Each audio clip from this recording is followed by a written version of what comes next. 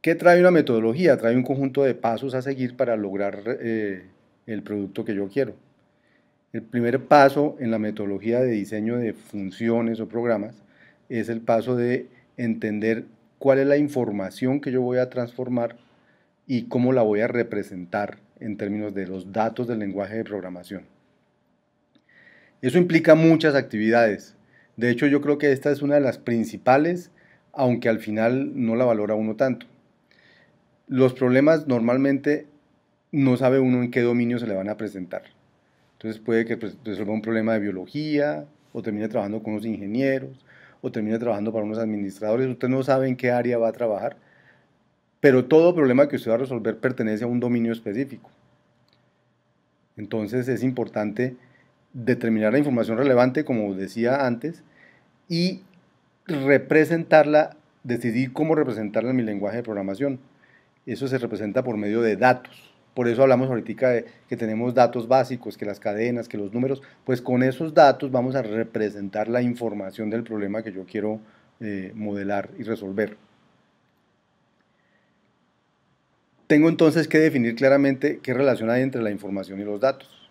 Ese es el primer paso. Voy a decir, pues un número me va a representar una temperatura, por decir cosas de ese estilo. O una pareja de números me va a representar un punto en el espacio.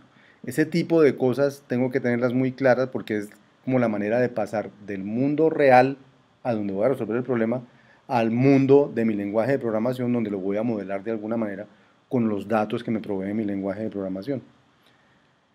Y esto hay que hacerlo claro, porque un mismo dato, por ejemplo, un número, puede representar información muy diferente. Por ejemplo, el número 7, dependiendo del contexto, puede significar los días de la semana, los colores del arco iris, las notas musicales.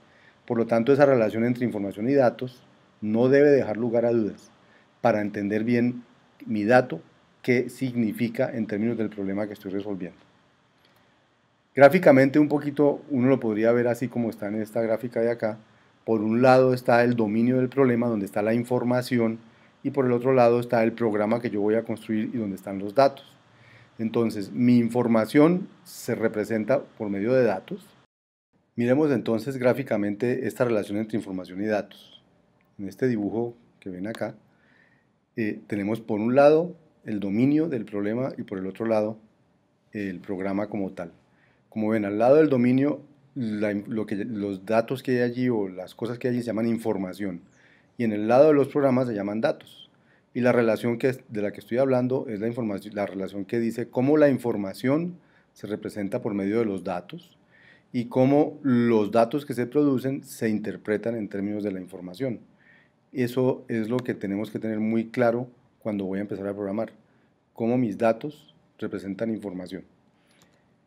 El resultado de esta etapa, por lo general, es algo que se escribe más o menos en lenguaje natural, como este ejemplo que hay aquí. Voy a representar la temperatura por medio de un número. Y la temperatura representa los grados en Celsius, los grados en Fahrenheit de un problema.